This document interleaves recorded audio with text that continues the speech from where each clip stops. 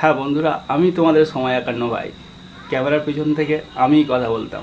বুঝতেই পারলে বন্ধুরা আমি কার কথা বলছি। তো এটা হচ্ছে আমাদের সেই সময় একান্ন ভাই, যে বাংলায় আমাদের এতদিন ধরে কন্টেন্ট দিয়ে এসছে বাইকের। তো আজকে সে একটু বিপদে পড়ে আমাদের কাছে সাহায্য চাইছে। তো আমরা সবাই মিলে তাকে সাহায্য করতেই মানে সবাই মিলেই সাহায্য করব। তো আমিও একটা ভিডিও ক্লিপ তার দেখাই, সে কী ধরনের বিপদে পড়েছে, কি হয়েছে তার সাথে, সেগুলো দেখো আর তার পাশে একটু দাঁড়াও সবাই। আর সবাইকেই চাইবো যে একটু পাশে দাঁড়িয়ে সাহায্য করো। আমার ওয়াইফ ভুল করে টয়লেট ক্লিনার খেয়ে নিয়েছে। সেটা খেয়ে যে ওই 7-8 দিন এক্ষুনি মৃত্যুর সাথে লড়াই করে কোনো রকমে বেঁচে এসছে।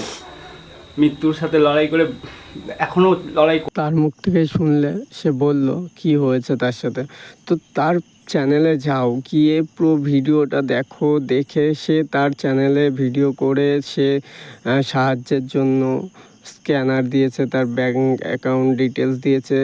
তোমরা যে যেমন পারো সাহায্য করো। সে আজ বিপদে পড়ে গেছে, তাকে আমরা সবাই মিলে চাইলেই আবার কিন্তু এই বিপদ থেকে বার করতে পারি।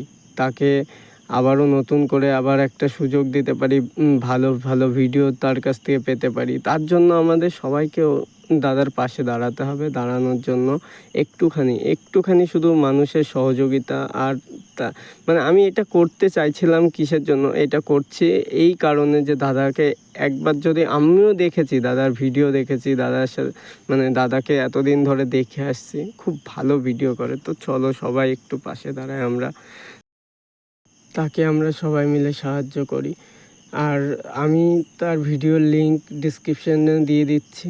তার ভিডিও এখান থেকে ডিসক্রিপশান থেকে গিয়ে দেখতে পারো বা তার চ্যানেলে গিয়ে দেখতে পারো। শুধু এটুকুই বলবো, সবাই মিলে যদি আমরা সাহায্য করি না, দাদা আবার নতুন করে একটা জীবন পাবে। দাদার সব আমি কিছু বলতে পারছি না। তো চলো এই অবধিই থাকলো। এবার তোমরা সবাই সাহায্য করো। আমিও করছি, দাদার সাথে আছি, আমি আছি, তোমরাও আছো, এইটুকুই বলতে চাই।